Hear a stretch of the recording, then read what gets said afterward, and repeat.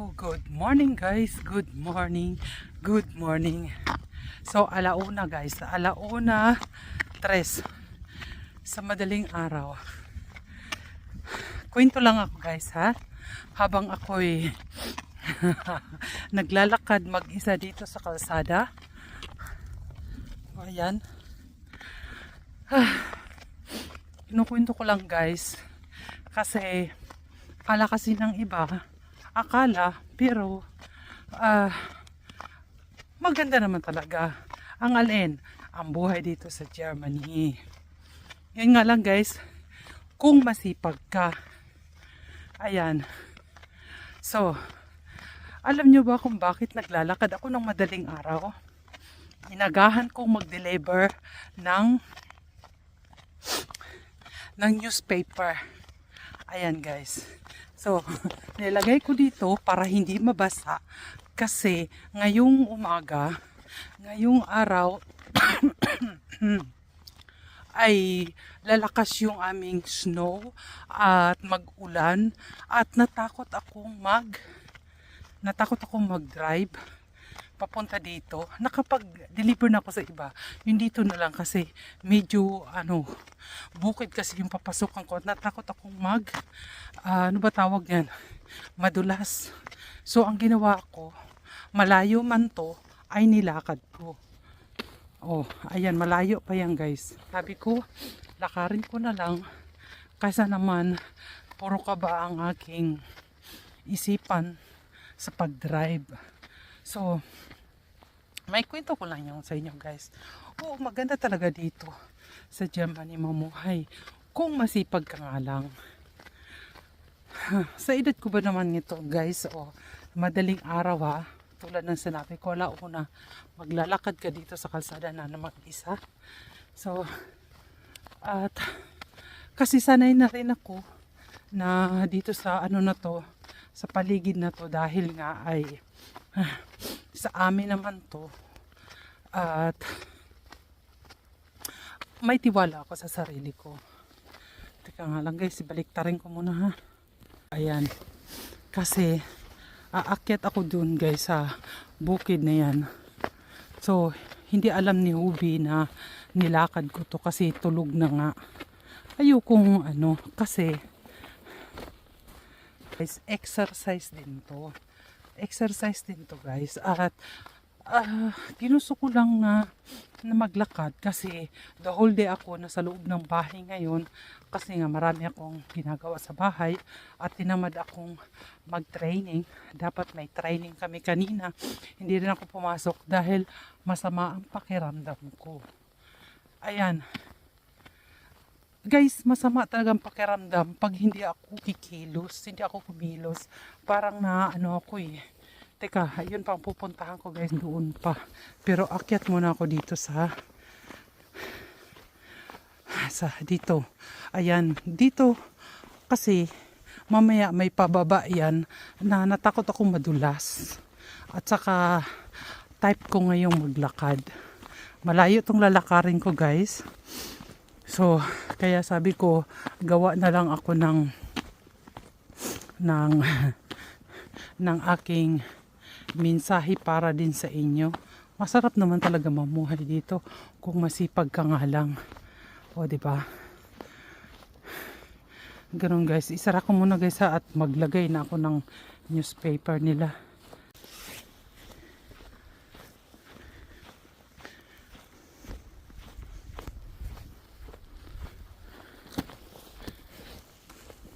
So, sa totoo lang guys, masama talaga ang pakiramdam ko kanina.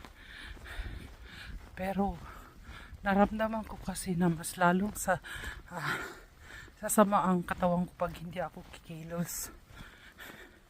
Kasi, parang nasanay na kasi ako sa trabaho. Ayan. At, syempre, nagpahinga nga ako kanina dahil may training kami. Hindi ako pumasok. Kita mo naman nag-iisa lang ako. At yung pababa kasi guys, medyo delikado yung pababa.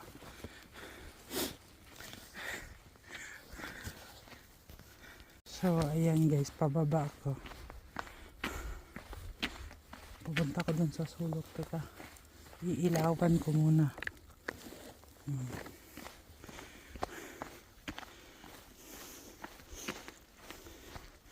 Iilawan ko muna bago ako bababa.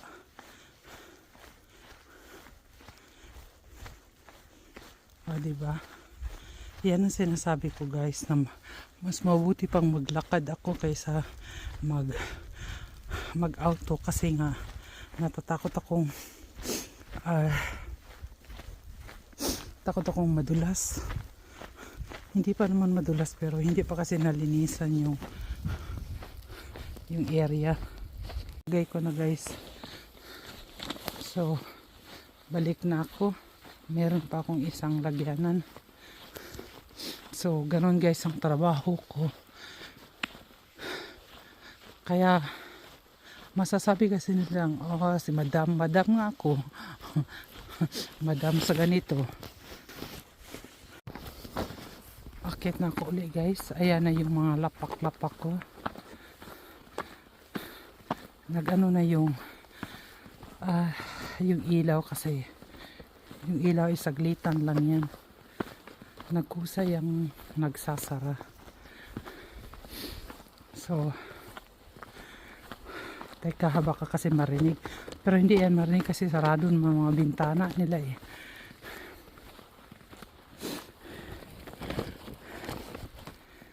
So, lakarin ko yan guys. Malayo yan. So,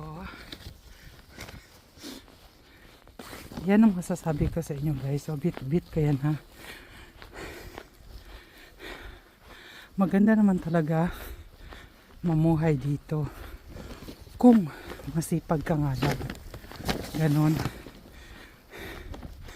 Eh yung iba, easy life nga lang sila.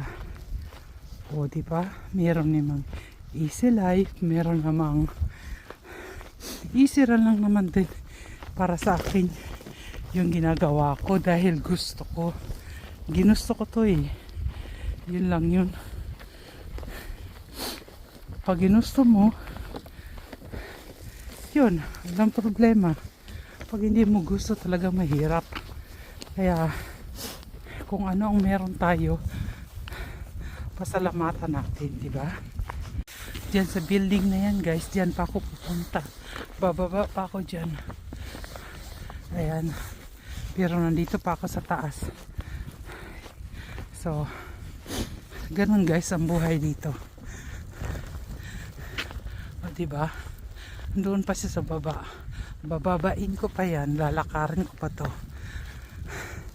Kaya, pasalamat talaga tayo kung anong mayroon tayo dahil itong binigay sa atin.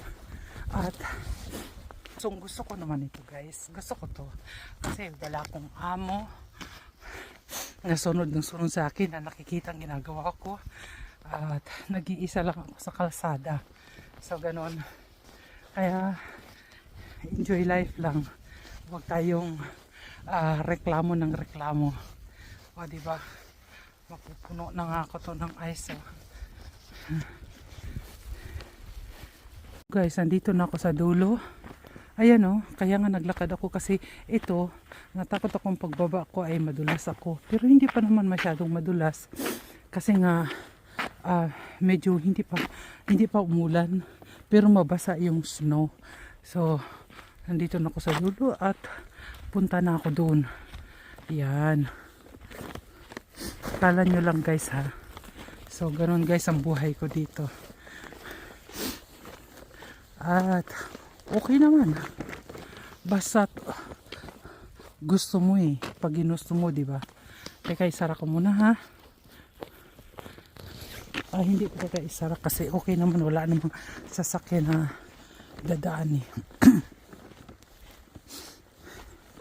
So, ayan. Oh, yun. Bababa ako dyan. Dapat pag auto kasi doon pa ako dadaan. Pero ito, ayan. Oh, diyan tayo guys. Ganon ang work natin. Kaya dandahan ha. So,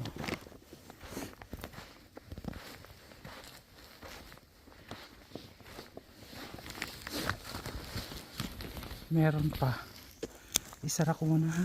So, tapos na ko guys. Ayan, akyat tayo uli. At dito magtatapos ang aking trabaho. Pagdi-deliver.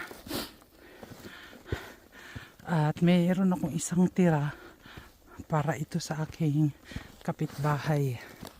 So, ayan. Ganon. Guys. O, diba? Nakita nyo na kung ano ang buhay dito. So, pag kaya ko, kaya nyo rin yan. Ganon. Punta tayo sa kabila.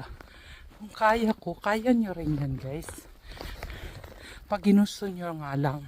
Pag ginusto nyo ang isang bagay, magagawa nyo kung gusto nyo. Pag ginawa nyo. So, ganun lang guys, ha? Kaya, huwag tayong reklamo ng reklamo. Magpasalamat tayo na meron tayong trabaho. 'Di ba? Malamig. Sumisingot-singot na nga ang sipon. Ganun. Basta ba, enjoy lang tayo sa buhay natin. Yan ang tamang pamamaraan sa buhay. Enjoy natin. Kahit na mahirap. Basta ba, i-enjoy mo. Hindi mahirap yan. Dapat mas masaya pa kayo. Dahil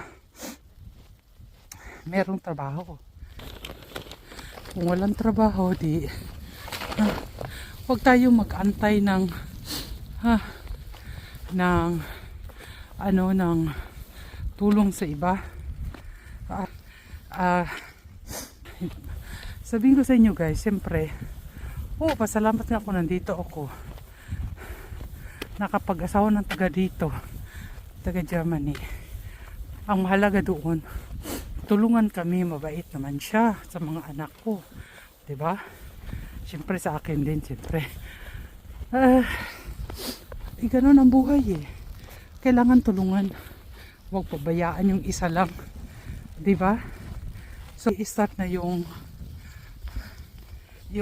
hangin at mukhang babagsak na yung, kasi may ano ngayon guys, merong malakas na snow na darating.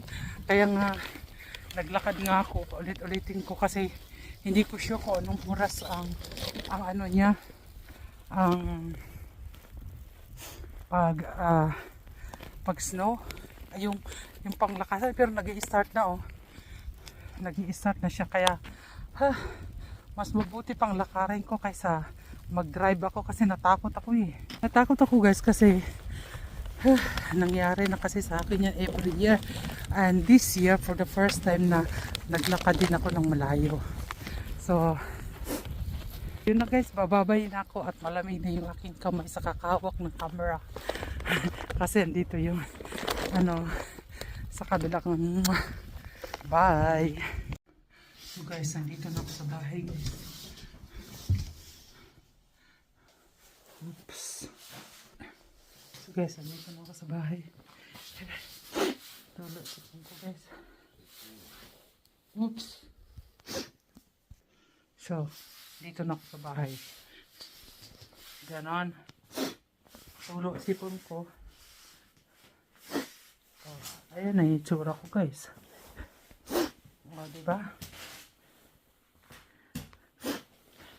Matagalin ako naglakad pero okay lang.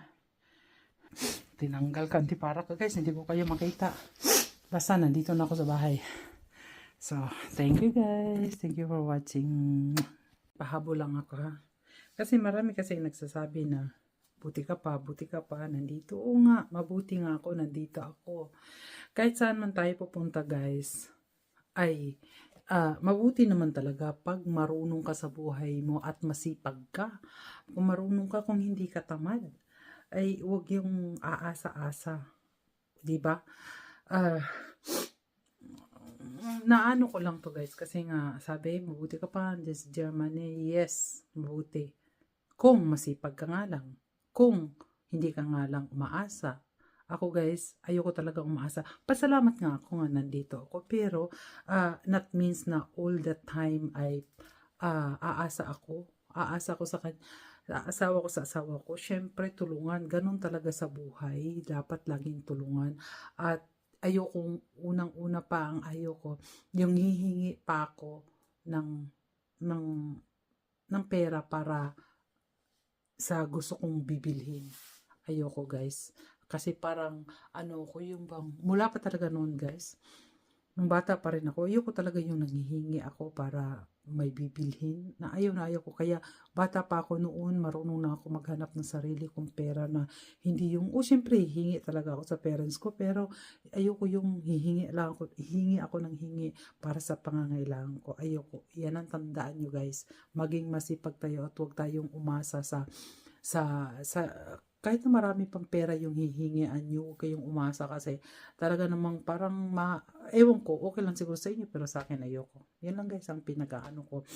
Kahit sa ito pupunta, pag masipag tayo ay gagana naman talaga ang buhay. Pag masipag tayo, di ba? Hindi yung inaasa natin.